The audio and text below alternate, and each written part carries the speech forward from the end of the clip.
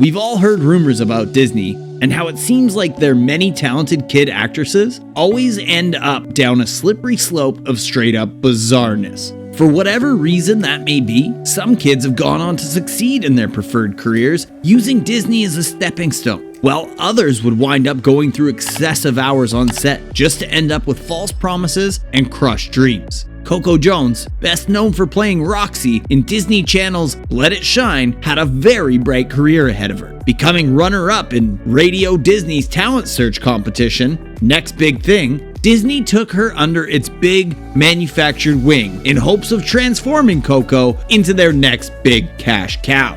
Little did she know, transforming wasn't what she thought it was. Behind the Disney sister show guest appearances and record deals, she'd later find out a harsh reality of many young talent. More specifically, black young talents in Hollywood.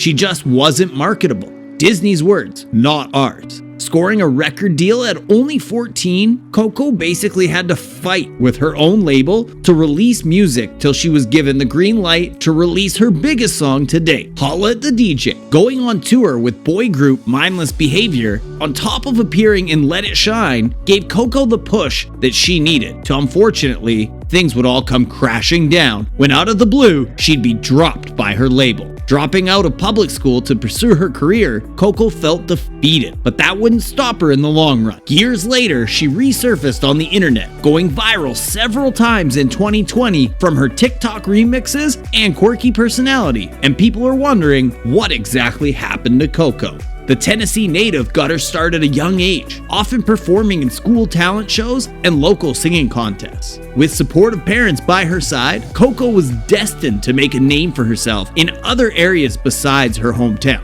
With the right connects, she stumbled across a Disney executive who took an interest in her when Coco's do-it-yourself demo left an impression on their earbuds. From there, things were only up, or so she thought. An agent was able to book her on the Radio Disney singing competition show. Next big thing, at age 13 when she came runner-up. It didn't matter if she won or not, because Disney saw the potential and took an immediate liking to her. Like many other Disney stars, you've probably noticed guest appearances in several Disney shows and movies prior to being upgraded to main character status. Coco was given a small speaking role in So Random and Good Luck Charlie before moving up the ladder and landing her biggest acting job yet for Let It Shine. Becoming Disney's highest rated movie of the entire year of 2012, Let It Shine placed Coco on the mainstream Disney map and would further capitalize off the success when she signed to Hollywood Records in that same year. By this point, things were accelerating, and Coco wasn't letting her foot off the gas anytime soon. She captured a manager and an agent thanks to the movie and got the ball moving. Oftentimes than not, Coco recorded song after song, to which the Disney team shot down time and time again. Coco's team and the Disney team just couldn't seem to see eye to eye when it came to her creative control and image, until one day, Coco came up with her biggest song yet, Holla at the DJ. The label finally okayed a song from her, and Holla at the DJ would premiere on the Disney Channel on December 2012. The song saw slight success and was even nominated for a Radio Disney Award for Best Music Video. Furthering her music endeavors, she'd go on tour with Mindless Behavior, singing songs from Let It Shine. Her music career was blossoming, and her album was in the works till one day she got a call from her manager that would change the trajectory of her uphill slope career. She was told via phone that she had been dropped by her label, just like that, without a reason, without warning. Going from being gassed up by Disney to being dropped without a care in the world would be quite traumatizing for any young talent in the business. At the time for Coco, it meant dropping out of public school and rerouting her life was all the nothing, or so she thought.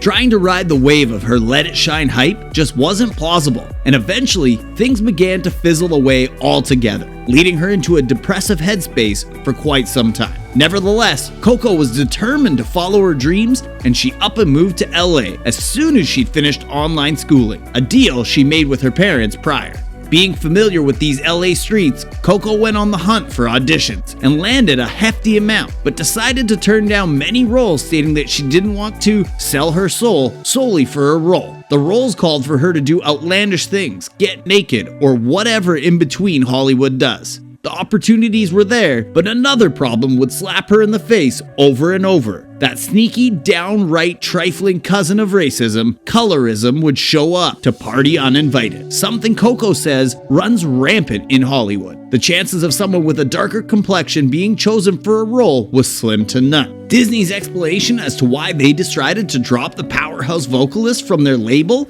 solidifies her experience with other Hollywood casting directors, claiming that Coco wasn't marketable and they didn't know exactly what to do with her. In other words, we like you, but you're just too black to be seen as marketable for a Disney audience.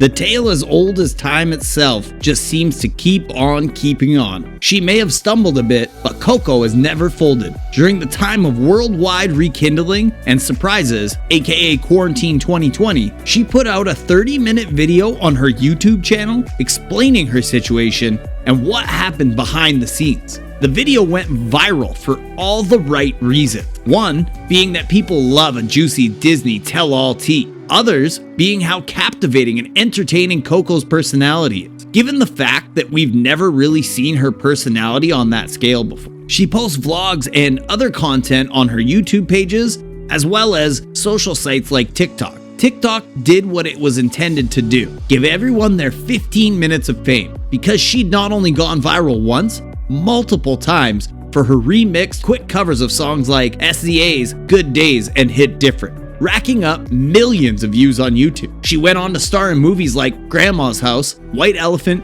Netflix's Vampires vs. the Bronx, and The Manifestation had worked its magic when Coco practically spoke her fate into existence when she made it known that she wanted to be on The Terrell Show back in 2020. Like clockwork, her fans put on their Team Coco hats and made it known to Terrell & Co. that Coco was trying to get a slot on his show. Lo and behold, Coco's appearance would grace our YouTube screens on The Terrell Show channel, and viewers who may not have known Coco before definitely made sure to keep her name and face stamped into their memory. Showing off her smooth vocals and personality, she racked up a new anchor of fans and secured a spot on The Terrell Show, creating the dynamic duo T and Coco, and their cooking series where they often chef things up, in their own way of course. Although her stint in Hollywood didn't go as planned in her much younger years, Coco didn't come that far just to turn back. After giving herself some time and space to think clearly and get the motivation back to completely run us over with her talent wheel, she took the leap of faith, moving to LA and landing roles that just weren't suitable to her liking. All of that would go flying out the window because as of 2021, Coco is booked and busier than ever, revealing on her official Instagram account on September 14th that she'd be joining the cast of The Fresh Prince of Bel-Air's